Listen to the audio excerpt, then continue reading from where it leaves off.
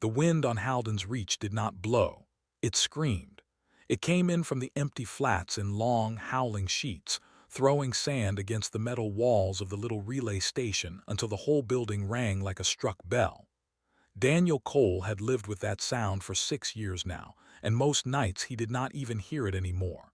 Tonight was different. Tonight the storm had teeth. Daniel sat in the control room with a cracked mug of something warm going cold beside him, watching the readouts flicker. The iron storm was the worst he had seen. Great sheets of blue lightning rolled across the sky outside the reinforced window, lighting up the flat gray world for half a second at a time before dropping it back into darkness. Each flash showed the same thing: nothing. Rock. Dust. The bones of a dead moon that no one wanted. He was a caretaker, which was a fancy word for a man who was paid to be alone. The relay station bounced messages between the human colonies and the wider galaxy. It ran itself mostly. Daniel was only here in case something broke. Something broke often, out here on the edge of everything, but it was small things. A blown fuse, a jammed antenna, nothing that mattered. The main screen went dark with a soft click, then the backup screen, then the lights dimmed to a dull red glow. "Come on," Daniel muttered, standing up. "Not tonight."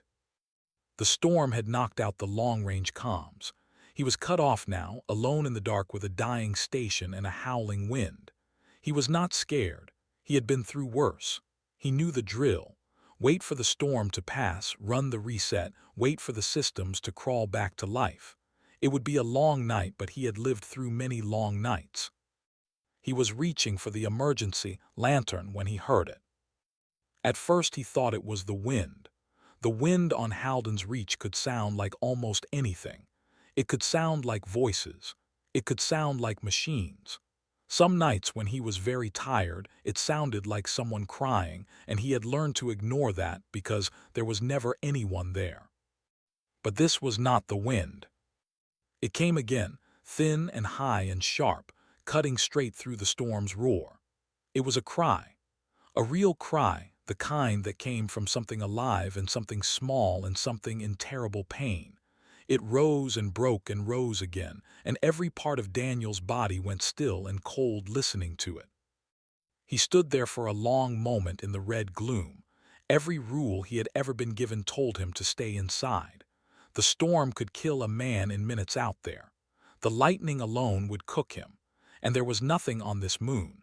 Nothing lived here. Whatever was making that sound had no business being alive and no business being close.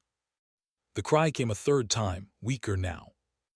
Daniel swore under his breath, grabbed his heavy coat off the hook and pulled the goggles down over his eyes. He did not think about it. That was the strange thing, the thing he would wonder about for the rest of his life. He did not stop to weigh the danger. He simply could not sit in a warm room and listen to something small die alone in the cold. He was built wrong for that, or maybe right, depending on how you looked at it. The airlock cycled with a hiss, and then the storm hit him like a wall. Sand tore at every bit of exposed skin. The wind shoved him sideways, and he had to lean into it just to walk. He kept one hand on the guide rail that ran along the outside of the station and moved into the dark, following the sound.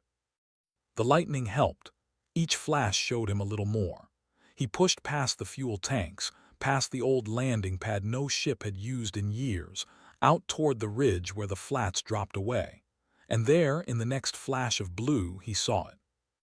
A pod, a small escape pod, black and smoking, half buried in the sand where it had come down hard. One side was torn open like a can, and beside it, spilled out onto the freezing ground, was a shape. Daniel's breath caught. It was a child, not a human child. It was long and low, covered in scales that shone dark and wet in the storm light, with small folded wings pressed tight against its sides and a tail curled around its own body for warmth. Its head was too big for its body, the way all young things are, and its eyes, when the lightning flashed, were huge and gold and full of fear. He knew what it was. Every human in the galaxy knew what it was. A dragon. The most feared species in the known galaxy. creatures that burned worlds and answered no one, creatures that humanity had been warned again and again to never, ever touch. There were laws about this, not human laws, galactic laws.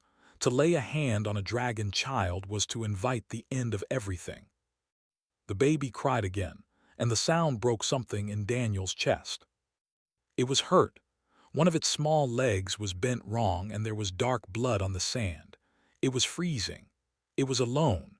Its people were nowhere in sight, lost somewhere in the storm above, and it was going to die right here in the cold and the dark, crying for someone who was not coming. Daniel stood over it as the lightning flashed and the wind screamed, and every rule he knew told him to turn around. Then he knelt down, pulled off his coat, and wrapped the crying dragon baby inside it. Getting back inside was harder than getting out. Daniel held the bundled child against his chest with one arm and dragged himself along the guide rail with the other, fighting the wind for every step. The dragon baby weighed more than it looked. It was heavy and warm and shaking, and it clung to his shirt with tiny claws that pricked through the cloth. By the time the airlock hissed shut behind him and the storm's roar dropped to a muffled growl, his arms were burning and his legs felt like water. He carried the child into the control room and laid it down gently on the wide table under the dim red lights. Then he stood back and looked at what he had done. It was small. Now that he could see it clearly out of the sand and the dark, it was smaller than he had thought. It could not have been very old.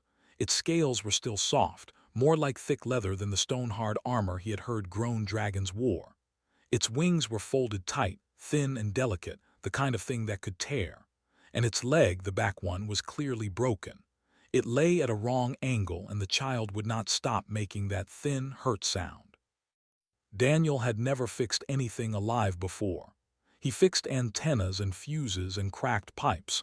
But hurt was hurt, and he had a first aid kit and he had hands. "Okay," he said softly, more to himself than to the creature. "Okay, let me look at you. I'm not going to hurt you. I know it doesn't feel like that, but I'm not." The baby's gold eyes tracked him as he moved, wide and afraid. When he reached toward the broken leg, it hissed and a spark jumped from between its teeth, a tiny flash of orange light that made him pull his hand back fast. "Right," Daniel said. "Fire, of course you've got fire." He tried again, slower this time, keeping his voice low and even. He had read once that animals cared more about the sound of your voice than the words. He did not know if a dragon counted as an animal. He suspected it did not.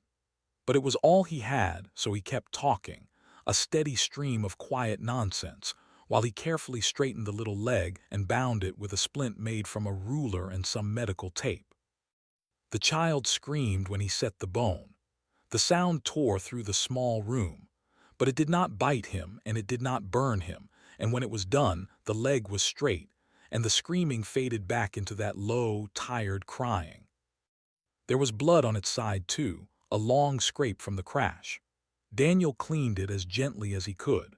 The baby flinched but held still now, watching him with those huge eyes, and he had the strange feeling that it had decided something about him, that it had looked at this soft, clawless, fireless creature bent over it and decided he was not a threat. "You need to eat," Daniel said. "I don't know what you eat, I really don't." He went through the station's food stores.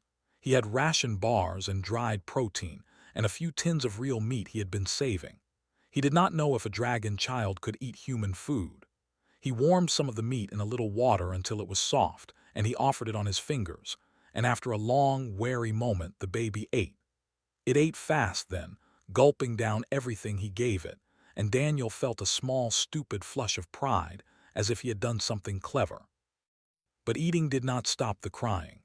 As the night wore on, the child grew worse, not better. Its skin, which had been warm, grew hot, too hot, a fever. It shook and cried and would not settle, and when Daniel tried to leave the table to check the systems, it cried harder, reaching for him with its small clawed hands until he came back. So he stopped trying to leave. He pulled a chair up to the table and gathered the burning, shaking bundle into his arms and simply held it.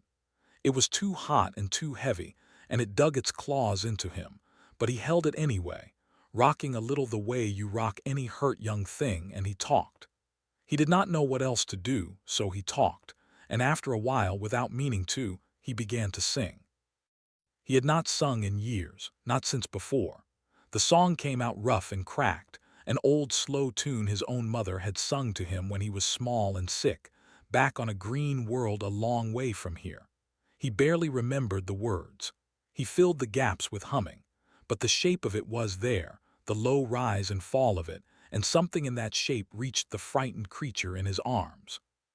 The crying slowed. It did not stop all at once. It came in waves. The baby would settle, then something would frighten it and it would cry again, and Daniel would sing it back down, over and over through the long hours of the storm. His arms went numb. His voice gave out and came back and gave out again. Outside, the lightning flashed and the wind screamed, but inside the small red room there was only a man and a hurt child and an old, old song. And somewhere in the deepest dark of that night, the dragon baby stopped fighting him. It pressed its hot face into his chest, right over his heart, and it gripped his shirt in both hands and it slept. Daniel did not sleep. He sat very still so as not to wake it, and he looked down at the impossible thing sleeping against him, and he thought about a different child, years ago, that he had held like this and had not been able to save. His eyes stung. He did not wipe them. He just held on and he kept the cold away and he waited for the dawn. He did not know that far above the storm, the sky was full of ships looking for the very thing sleeping in his arms. High above the storm, in the cold black between the stars, a mother was tearing the sky apart looking for her child. Her name was Vora, and she was a matriarch of the Dravil, which meant she commanded a war fleet and answered to almost no one. Right now, she commanded nothing. Right now, she was not a matriarch. She was only a mother whose heir had been lost, and the whole vast machinery of her people bent to that single fact. The escape pod had launched during the attack. A raider strike, quick and cowardly, had caught the royal transport crossing this empty region. The transport had won in the end. It always won.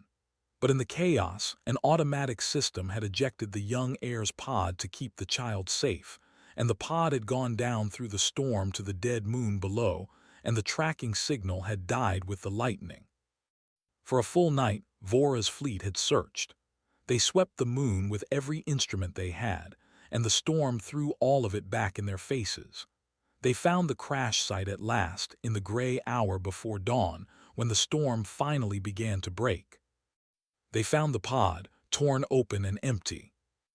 And they found the small tracks in the sand, half filled by wind, leading away toward a squat metal building in the distance. Vora saw the readout and felt the world go cold and still around her. Tracks. Something had come. Something had taken the pod's occupant. Something had carried her child away into that ugly little box of a building. She knew what lived out here. The relay stations belonged to the humans, the young species, the small, soft, breakable creatures that had crawled out to the edges of the galaxy only a few generations ago. Weak things, beneath notice, and now one of them had her child. Every story she knew about lost Dravil young ended the same way. When their people met another species, that species ran or it killed. Fear did that. A dragon child was a thing of terror to the smaller races, a monster in the making, and the smaller races dealt with monsters the way frightened things always did. Vora had lived a long time. She had seen it before. She did not let herself hope. "Take us down," she said, and her voice was very quiet, which was the most dangerous her voice ever got. The fleet fell out of the sky. Inside the little station, Daniel felt it before he heard it. A deep hum in the floor, a pressure in the air, a shadow crossing the window even through the last of the storm. He looked up and his blood turned to ice. The ships blotted out the whole sky. They were vast, dark, and shaped like nothing human hands had ever built, all long curves and cruel edges, and there were so many of them. They dropped down over the tiny station and hung there, silent and terrible, and Daniel understood in a single sick heartbeat exactly what was happening. The kingdom had come looking. He looked down at the child in his arms. It was still asleep, exhausted, its fever finally broken, its small chest rising and falling in an easy rhythm. It did not know. It did not feel the ships come. It only felt his heartbeat and his warmth, and it slept. Daniel had time to feel afraid. He was only a man. He had no weapon that could do anything against what was outside, and no words that could explain, and no way to run. In a moment they would come through his walls and they would find him holding their child, and every story he had ever heard about dragons ended in fire. The outer wall of the station did not open. It simply ceased to be a wall. Something cut through it in a line of white light, and a whole section fell away with a crash, and the freezing morning air rushed in, and with it came the dragons. They filled the room. Grown Dravil, enormous, their scales like black armor, their eyes burning, weapons in their clawed hands that hummed with barely held power. They moved fast and hard, exactly the way soldiers move when they expect the worst, and they aimed everything they had at the small human sitting frozen in the chair. Daniel did not move. He could not have moved if he wanted to. He sat very still, holding the sleeping child, and he looked up at the wall of death that had come for him, and he waited to die. And the dragons stopped. They stopped all at once, as if they had struck an invisible wall. The weapons did not fire. The warriors froze in place, and Daniel watched something move across their fierce faces that he had no name for, because he had never expected to see it there. Confusion, shock, the stunned, unsteady look of creatures whose whole understanding of the world had just cracked down the middle. They had come expecting a corpse. They had come expecting a hostage, a monster, a frightened human who had killed their heir out of terror, or a cruel one who held it as a shield. They had braced themselves in the long fall through the storm for the worst thing they could imagine. They had not imagined this. A human, a small, soft, weaponless human, sitting in a chair with its own coat wrapped around their child. The heir's broken leg was splinted and bound. Its wounds were cleaned. It was warm. It was fed. And it slept against the human's chest with both hands gripping his shirt, deep in the kind of safe, easy sleep a child only finds when it is not afraid. Through the gap in the wall came the last of them, and the others parted to let her through. Vora, the matriarch. She was larger than the rest, older, her scales marked with the pale lines of old battles, and her golden eyes went straight to the sleeping child and stayed there. She had built herself all through the long fall for grief, for rage, for the sight of her child broken and cold. She looked at her heir sleeping safe and warm in a human's arms, and for the first time in her long and terrible life, the matriarch of the Dravil did not know what she was looking at. No one moved. For a long moment the only sound in the ruined room was the soft breathing of the sleeping child and the low whistle of the morning wind coming through the hole in the wall. Daniel found his voice first, though it came out as barely more than a whisper. "She was hurt," he said. "The pod crashed, her leg was broken. She was cold and she was scared, so I brought her inside." He swallowed. That's all I did." None of the dragons answered. He did not know if they could even understand him. He kept talking anyway, slow and quiet, the same way he had talked to the child all night, because a steady voice was the only thing he had ever had that worked. "I set the leg the best I could. I don't know if I did it right, I'm not a doctor. I cleaned the cut on her side. I gave her some food, but I didn't know what she eats, so I just gave her what I had." His eyes flicked to the huge matriarch standing over him. "She wouldn't stop crying, so I held her. That's the whole of it. I held her until she slept." Vora came closer. Each step was slow and enormous, and the floor trembled under her weight. Daniel's heart hammered, but he did not move, because moving suddenly with a sleeping predator's child in your arms seemed like a very bad idea, and because there was nowhere to go. The matriarch bent down. Her great head, longer than Daniel's whole body, lowered until one burning gold eye was level with him, close enough that he could feel the heat coming off her scales. She looked at him. Really looked, The way you look at something you cannot make sense of, searching for the trick, the lie, the hidden cruelty. Then she looked at her child, and something in her went soft in a way that a mountain going soft would look, and Daniel understood all at once that he was not looking at a monster. He was looking at a mother. Very gently, Vora reached out one huge clawed hand toward the sleeping heir. Daniel loosened his arms to let the child go. It was the hardest easy thing he had ever done. He had held this small life all night, had felt it stop being afraid, had felt it choose to trust him, and now he opened his arms and offered it back to where it belonged.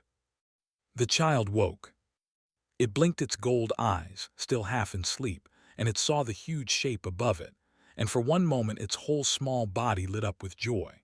It knew her. Of course it knew her. It reached for its mother with a happy, sleepy cry, and Vora made a sound Daniel had never heard, a deep, low rumble that shook the walls, and it was the sound of a mother's whole heart cracking open with relief. She lifted her child from Daniel's arms and gathered it against her chest, and the room seemed to let out a breath it had been holding. And then the child, safe in its mother's arms at last, turned its head and looked back at Daniel. It reached for him. It cried, and it reached back over its mother's arm toward the small human in the chair, its little clawed hands opening and closing, and it would not settle. It had its mother. It had its whole kingdom, and it still cried for the soft, warm creature that had kept it through the night, and it would not stop, and every dragon in that room saw it. Vora went very still. She looked down at her child crying for the human. She looked at the human who was crying too, though he did not seem to know it, his face wet and his eyes fixed on the child as if letting go had cost him more than he could say. And the matriarch of the Dravil, who had commanded fleets and ended wars, and never once in her long life been surprised by a lesser creature, felt the ground of everything she knew shift under her feet. When she spoke, it was in the trade tongue, the common speech of the galaxy, and her voice was like stone grinding on stone, but Daniel understood every word. "Why," she said, "it was not quite a question, it was too heavy to be only a question. You knew what she was, your people know our law, to touch our young is death. You knew the fleet would come and that we would find you holding our child and that we would think the worst." Her golden eye burned into him. Any creature in this galaxy would have run, or ended her out of fear and hidden the body from us. This is what they all do. This is what we came here expecting. So, why did you stay? Daniel wiped his face with the back of his hand. He looked up at the mother and her child, and he thought about how to explain a thing that had no explanation, that had never needed one. "I don't really understand the question," he said at last, and he meant it honestly. She was a baby. She was hurt and she was cold and she was all alone in the dark, crying for someone who wasn't coming. He shook his head slowly. "What else would I do? I couldn't just sit in a warm room and listen to that. I couldn't leave her out there. Nobody could." He looked at his own empty hands. "She's a baby. You don't leave a baby to cry alone in the cold. You just don't." The words landed in that room and spread out into a silence so complete it had a weight of its own. Because to the Dravil this was not an answer. It was a whole different way of seeing the world, spoken so plainly that it could not be a trick. There was no calculation in it, no strategy, no angle. He had not saved the child to buy safety, or to gain power, or to hold as a shield. He had done it for no reason at all except the simplest one there was, a reason so basic to him that he could barely put it into words, and so alien to them that it rewrote everything. He had done it because the child was small and afraid, and he was not the kind of creature that could walk away from that. Vora straightened up slowly to her full and terrible height, her child held close, and she looked down at the small, crying human with an expression that no dragon had ever worn before, looking at a human. It was not fear. It was not contempt. It was wonder. News does not travel through a fleet. It burns through it. By the time Vora carried her heir back up to the flagship, every soldier who had stood in that ruined little room had already told the story to 3 others, and those 3 had told 9 more, and the tale of what the human had done was running through the ships faster than any order could. A human had found their lost heir hurt and freezing and alone. A human had healed her, fed her, and held her through the storm. A human had handed her back and asked for nothing. And the child had cried to go back to him. The Dravil were a people built on strength. Their whole history was written in fire and conquest. They respected power, and they respected courage, and they had 100 words for different kinds of might. They had no word for what the human had done, because in all their long history they had never needed one. Kindness to the helpless, offered freely, expecting nothing, at the risk of your own life. It was not a value they had ever named. And now the whole fleet was turning it over in its mind like a strange stone dug up from deep ground, and finding it heavier and brighter than it had any right to be. The story did not stop at the fleet. It could not. Something like this was too large to keep. It reached the Dravil homeworld within days, carried on the fastest ships they had, and it landed in the middle of the royal court like a thrown torch. The council of matriarchs, ancient and proud, demanded the full account. They heard it. They heard how the fleet had come down expecting the worst and found the best, and they fell into a silence that lasted a long time. And beyond the Dravil, the story kept moving, because nothing stays secret in a galaxy full of listening ears. The older species heard it, and they did not know what to make of it. For as long as anyone could remember, the Dravil had been a wall, a power that kept to itself and burned anyone who came too close. No one had ever found a way past that wall. And now the wall had been passed, not by a fleet or a weapon or a clever treaty, but by a single soft human who had done nothing more than refuse to let a child cry alone. In the great halls where the old powers met, there was worry. Some of them looked at the human colonies with new and nervous eyes. If the young species could reach the Dravil, if they could touch the untouchable, then what were they? A threat, a trick. Some argued that humanity had planned it, that no creature could be so simple, that there had to be a scheme underneath. They could not understand it any better than the dragons had. It frightened them, because they were creatures of calculation, and here was a thing that no calculation could explain. But the Dravil understood it now, and that was what mattered. Vora came back to Halden's Reach 11 days later. She did not come with a war fleet. She came with a single ship and a small honor guard, and she came in daylight, slow and open, so that the human would not be afraid. The relay station had been half rebuilt by then. A human repair crew had come and gone, and had asked Daniel 100 questions he could not really answer, and had left shaking their heads. He had gone back to being alone. He preferred it. He did not know how to be the man in the story that everyone suddenly wanted to hear.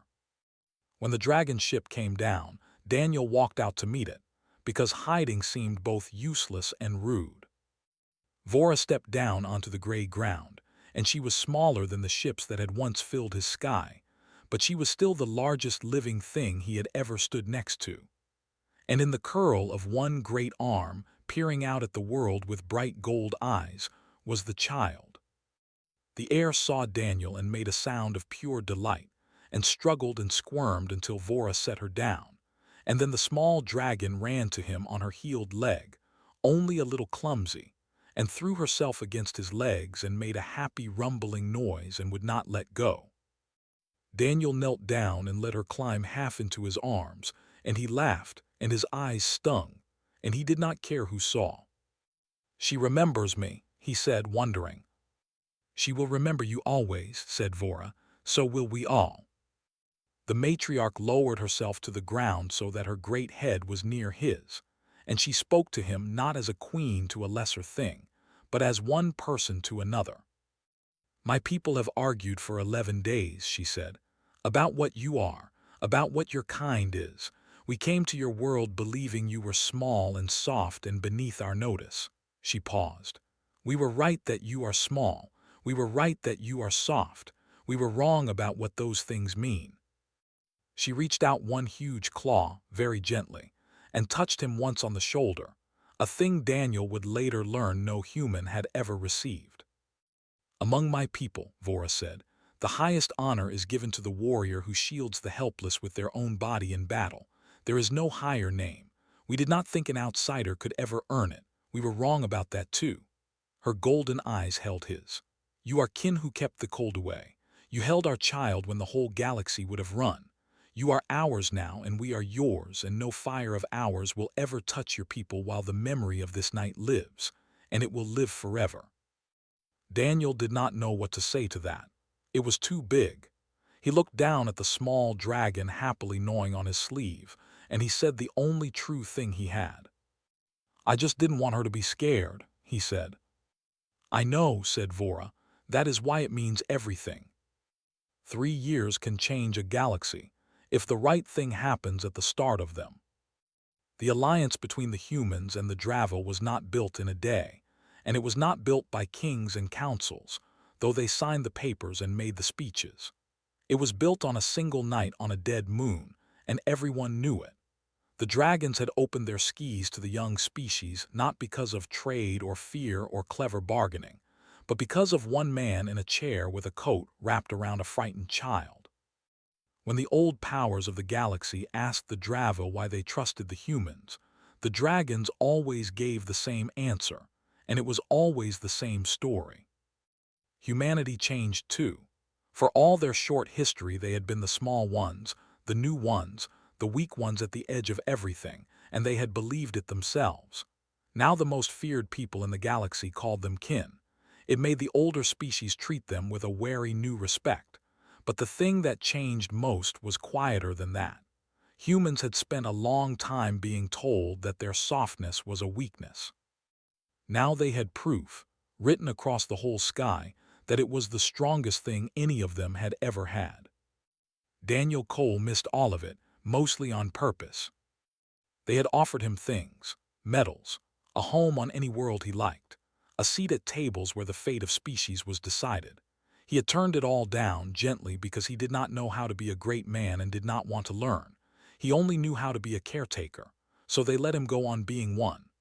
The relay station on Halden's Reach was rebuilt better than before, and Daniel went back to it, back to the wind and the quiet and the work, the same as he had always been. Except he was not alone anymore. The air came often. Her name, he had learned, was Sail, and she was growing fast. Every few months a ship would drop out of the sky over the little station, and a young dragon, bigger each time, would come bounding out and knock him flat before he could get a word out. She was clumsy and warm and full of fire, and she called him a name in her own tongue that meant, more or less, the warm one, and she followed him around the station while he worked and told him long tumbling stories about her lessons and her flights, and the many things she planned to burn when she was grown. Vora came too. The matriarch of the Dravo, who could have been anywhere in the galaxy, made time to land on a dead moon and sit with a human caretaker and watch her air chase him around the landing pad. They did not always talk. Some visits they only sat together in the quiet, the great dragon and the small man, two people from two ends of the galaxy who had met once in a storm and understood each other completely. Then came the night that closed the circle.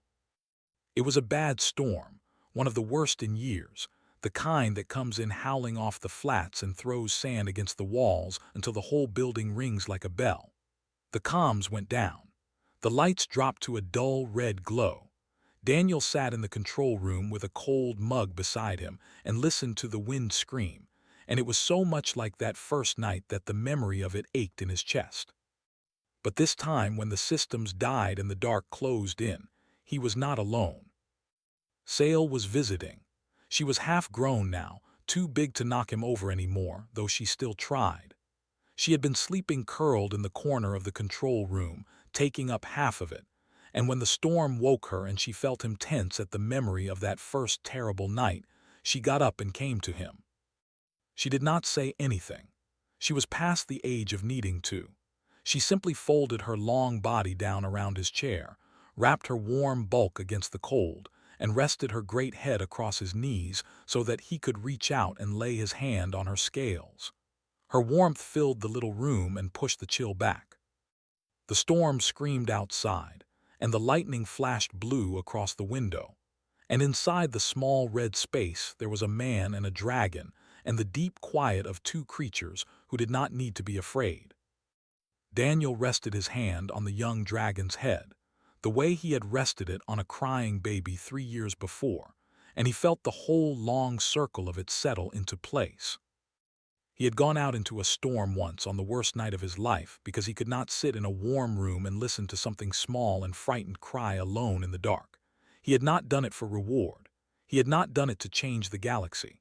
He had done it because he was the kind of creature that could not do anything else, and because his people, for all their smallness and softness, were built that way down to the bone. That had turned out to be the strongest thing in the sky. Not their ships. Not their weapons, just that. The refusal to leave a child alone in the cold. Now the child was grown and warm and curled around him, keeping the cold away from him. Outside, the storm raged on toward dawn, the same as it had that first night.